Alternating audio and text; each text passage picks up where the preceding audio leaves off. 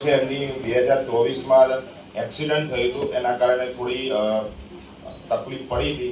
પરંતુ ત્યારબાદ અમે 2025માં સુપરસીલ મોડાસા જીઆઈડીસીમાં જે સુપરસીલ કંપની છે એમાં યુનિયન બનાવી અને કામદારોને જે 12 કલાક જે 15-20 વર્ષથી 12 કલાકનું શોષણ જે કંપની દ્વારા થઈ રહ્યું હતું એ યુનિયન મારફતે આપણે 8 કલાક કરાયા છે.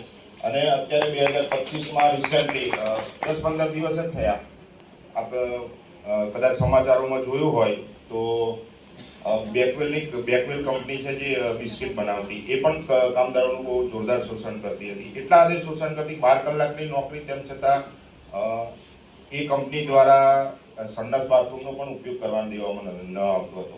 તો આ યુનિયને એ કામદારોને 8 કલાકની નોકરી કરાવી અને લઘુત્તમ વેતન અપાવવા માટે ફરજો પાડી.